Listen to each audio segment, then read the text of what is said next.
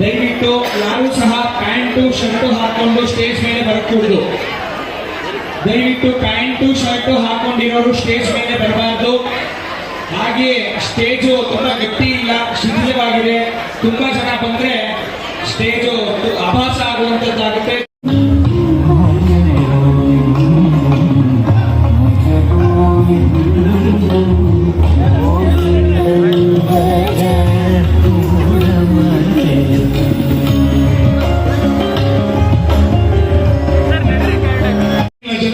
ಎಲ್ಲರೂ ಇದನ್ನು ನೋಡಿ ಎಲ್ಲರಿಗೂ ಕಲ್ಯಾಣೋತ್ಸವ ಸಿಗಬೇಕು.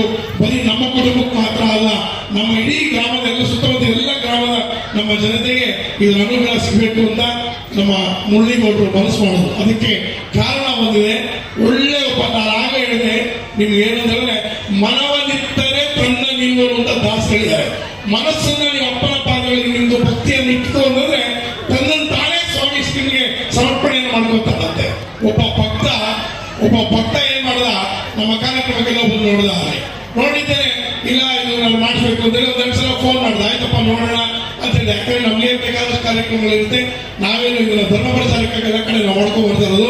ಮತ್ತೆ ಫೋನ್ ಮಾಡ್ದೆ, ಇಲ್ಲ ಸರ್ ನಾವು ಬರ್ಬೇಕು, ನಿಮ್ಮನ್ನು ಮೀಟ್ ಮಾಡಬೇಕು ಅಂತ. ಪಾಪ ಮೀಟ್ ಮಾಡೋಣ ಬಂದಾಗ ನಮಸ್ಕಾರ ಮಾಡಿ, ಇಲ್ಲ ಸರ್ ನಾವು ಬಹಳ ನಿಮ್ಮ ಕಾರ್ಯಕ್ರಮಕ್ಕೆ ನಾವು ಇದಾಗಿದ್ರಿ, ನಮ್ಮೂರಲ್ಲಿ ನಡೆಯಲೇಬೇಕು, ನಾವು ಮಾಡಿಸ್ತಾ ಇದ್ದೀವಿ, ಕೋಲಾರದಲ್ಲಿ ಮಾಡಬೇಕು ಅಂತ ಆತ ನಿಶ್ಚಯ ಮಾಡಿದ. ಒಂದು ಡೇಟ್ ಫಿಕ್ಸ್ ಆಯಿತು. ಎಲ್ಲ ಆಯ್ತು. ಆದ್ರೆ ಮತ್ತೆ ಭಕ್ತ ಬಂದು, ಸರ್ ಇನ್ನೊಬ್ರು ಭಕ್ತರು ನನ್ನ ಜೊತೆಗೆ ಸೇರ್ತಾ ಇದ್ದಾರೆ, ಅವರೇ ನಾನು ಮಾಡಿಸ್ತೀನಿ ಅಂತ ಹೇಳ್ತಾ ಇದ್ದಾರೆ. ಅವ್ರು ಯಾರು ನಮ್ಮ ಮುರಳಿಗೌಡರು ಅಂತ ಹೇಳಿ.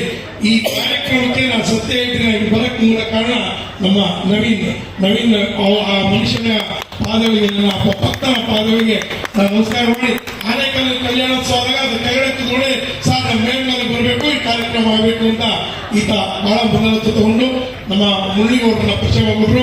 ಮುರಳಿಗೌಡರಿಗೆ ನಾನು ಹೇಳಬೇಕು ಅಂತಿತ್ತು ಅಂತಂದ್ರೆ, ಅದು ಯಾವ ಜನ್ಮದ ಅವರ ಇದೊಂದು ಫಲನ ಗೊತ್ತಿಲ್ಲ. ಅವ್ರ ತಂದೆ ತಾಯಿಗಳು ದಯಮಾಡಿ ಬಂದು ಸ್ವೀಕಾರ ಮಾಡಬೇಕು. ದಯವಿಟ್ಟು ಅವರ ತೀರ್ಥ ರೂಪದವರು ಅಮ್ಮ ಬನ್ನಿ ಬರಬೇಕು.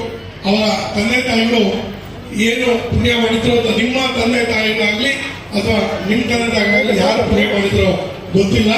ಈ ಭಗವಂತ ನಮ್ಮಪ್ಪ ಸ್ವಾಮಿ ಶ್ರೀನಿವಾಸ ಇವತ್ತು ಅವರ ಪುತ್ರನ ಕೈಯಲ್ಲಿ ಇವತ್ತು ಅವರು ಒಂದು ಮಾತು ಹೇಳಿದ್ರು. ಅವರ ಆಫೀಸ್ ಹೋದಾಗ ನಮ್ಮ ಮುರಳಿಗೌಡರು ಬಂದೇ ಒಂದು ಮಾತು, ಸರ್ ಇದು ಬಹಳ ಯಾವುದಕ್ಕೆ ಆಗಲಿ ನಮ್ಮ ಸ್ವಾಮಿ ಶ್ರೀನಿವಾಸನಿಗೆ ಇಲ್ಲಿ ಯಾವುದೇ ಕಮ್ಮಿ ಆಗಬಾರ್ದು, ದಯವಿಟ್ಟು ಬಹಳ ಅದ್ದೂರಿ ಆತನ ಮದುವೆಗೆ ಆತ ಇಷ್ಟು ವ್ಯವಸ್ಥೆ ಮಾಡ್ಕೊಂಡಿದ್ದೋ ಅಷ್ಟು ವ್ಯವಸ್ಥೆಗೆ ಅಥವಾ ಶಿಕ್ಷಣ ತಗೊಂಡಿದ್ದು ನನಗೆ ಗೊತ್ತಿಲ್ಲ. ನಮ್ಮ ಕಾರ್ಯಕ್ರಮಕ್ಕೆ ಈ ಶ್ರೀನಿವಾಸ ಕಲ್ಯಾಣೋತ್ಸವಕ್ಕೆ ಪ್ರತಿನಿತ್ಯ ಒಂದು 5 ಫೋನ್ ಕಾಲ್ ಮುರಳಿಗೌಡರು, ಸರ್ ಚೆನ್ನಾಗಬೇಕು, ಎಲ್ಲ ಭಕ್ತರಿಗೆ ಅನುಕೂಲ ಆಗಬೇಕು, ದಯವಿಟ್ಟು ಅದು ಸಂತೋಷ ಪಡ್ಬೇಡಿ, ಏನಾಗಬೇಕು ಹೇಳಿ ನಾವು ಮಾಡ್ಕೊಡ್ತೀವಿ ಅಂತ. ನಾನು ಇಷ್ಟು ಮಾತ್ರ ಹಾಕಪ್ಪ ಸಾಕು, ನಮಗೆ ವೇದಿಕೆ ನನ್ನ ಭಗವಂತ ಕೂತ್ಕೊಳ್ಳೋಕೆ ಮಾತ್ರ ಯಾರು ಅಂದ್ರೆ, ಇಲ್ಲ ಸರ್ ಎಲ್ಲರೂ ಆಗ್ತೀವಿ, ಇಷ್ಟು ದೊಡ್ಡ ಪೆಂಡಾಲ್ ಹಾಕಿ ಎಲ್ಲರಿಗೂ ಅವರು ನಮ್ಮ ಊರಿನ ಜನತೆಗೆ ಆತ ಇಟ್ಕೊಂಡಿರ್ತಕ್ಕಂಥ ಒಂದು ಪ್ರೀತಿ ಪ್ರೇಮ ನೋಡಿ ನಾನು ನಿಜವಾಗ್ಲೂ ನಾನು ತಲೆಬಾಗದೆ ಆತನಿಗೆ.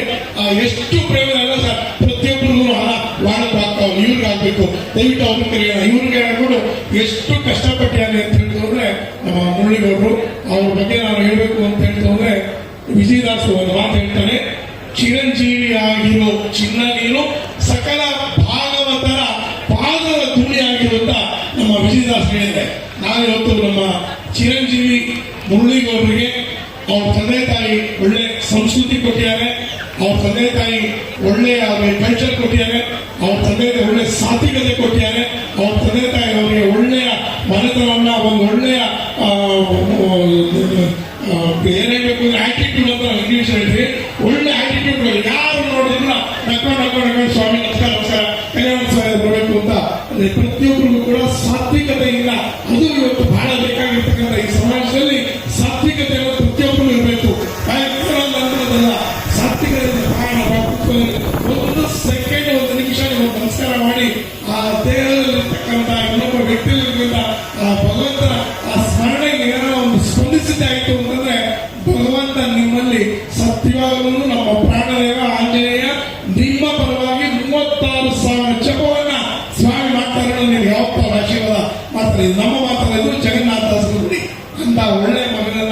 ಆ ತಂದೆ ತಾಯಿಗಳು ಬರೋದು ನಮ್ಮ ಈ ಸಮಾಜ ಕೊಟ್ಟಿದ್ದಾರೆ.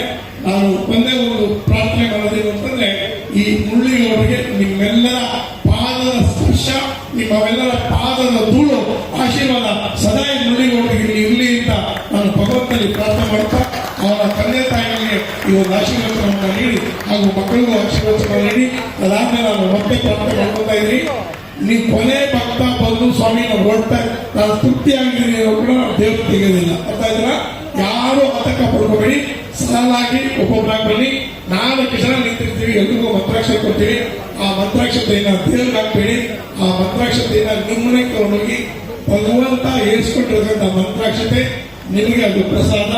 ನಿಮ್ಮ ಮನೆಯಲ್ಲಿ ಅದನ್ನು ಲಾಕರ್ ಆಗಲಿ ಅಥವಾ ನಿಮ್ಮ ಮನೆಯಲ್ಲಿ ದೇವರ ಮನೆಯಲ್ಲಿ ಆಗಲಿ ಅದನ್ನ ಇಟ್ಕೊಂಡು ಹೋದ್ರೆ ನಿಮ್ಮ ಸ್ವಾಮಿ ಶ್ರೀನಿವಾಸ ಇಲ್ಲಿ ನಾವು ಬಂದು ಕಲ್ಯಾಣೋತ್ಸವ ಮಾಡಿದ್ದಕ್ಕೆ ನಿಮ್ಮಿಂದ ಯಾವ ಕಾಣಿಕೆಯನ್ನು ನಾವು ತಗೊಳ್ಳೋದಿಲ್ಲ, ಯಾವುದು ದುಡ್ಡು ತಗೊಳ್ಳೋದಿಲ್ಲ. ಇಲ್ಲಿ ಏನಿದ್ರು ನಿಮ್ಮ ಸಿಕ್ಕಾಪಟ್ಟೆ ಅಭಯೇಶ್ವರ ದೇವಸ್ಥಾನ ಹಾಕಿ ಅಥವಾ ನೀವು ತಿರುಪ್ತಿ ಒಳಗೆ ಹಾಕಿ ಒಂದು ಕಾಣಿಕೆ ನೀವು ಸಮರ್ಪಣೆ ಮಾಡೇ ಮಾಡ್ತೀರಾ.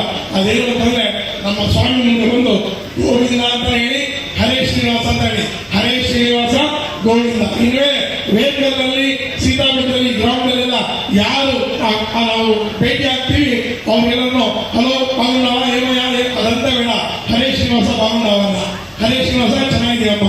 ಮಕ್ಕಳು ಶಾಲೆಗೆ ಹೋಗುವಾಗ ನಮ್ಮ ಧರ್ಮಪಕ್ಷದಲ್ಲಿ ನನ್ನ ಗುರುಗಳು ಹೇಳ್ಕೊಟ್ಟಿರೋದು ನಾನು ಮಾಡ್ತಾರೆ. ಪ್ರತಿಯೊಬ್ಬರು ಕೂಡ ಒಂದು ಸಲ ನೀವು ಭಗವಂತನ ಸ್ಮರಣೆ ಮಾಡಿ ನಿಮ್ಮ ಪಾಪಗಳೆಲ್ಲವೂ ಪರಿಹಾರ ಆಗುತ್ತೆ.